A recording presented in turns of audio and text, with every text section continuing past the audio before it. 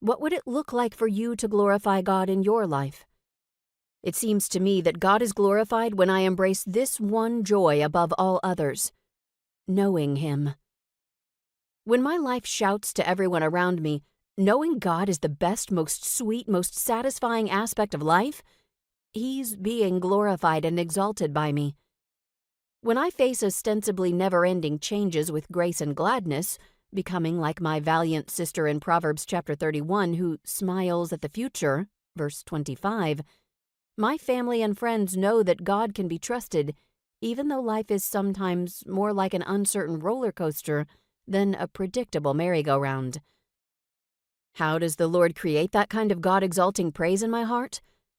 By teaching me that those facets of my life that I tend to love and lean on, such as a good memory, good eyesight, natural strength for the tasks at hand, or restful nights of sound sleep, can't support the weight of real life.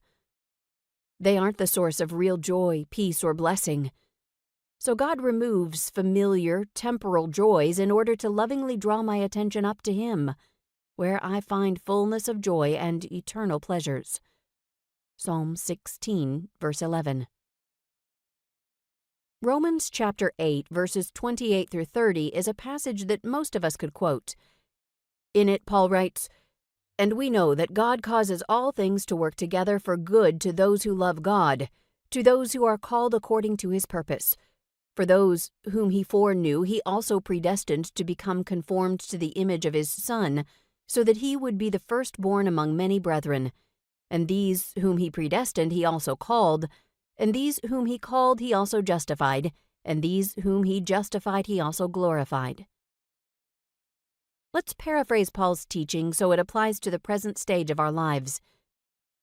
We can know and be assured that God causes everything you and I are going through, especially the painful changes in our bodies and our homes, to work profitably for our ultimate good, a good that will be enjoyed and embraced by those who love Him and have adopted and adapted to His purpose in their lives. This good doesn't come through the maintenance of the status quo or the continuation of life as we have come to know and love it. Rather, it is worked out in our lives as we are remade day by day into the image of the Son who said, "The foxes have holes, and the birds of the air have nests, but the Son of Man has nowhere to lay His head."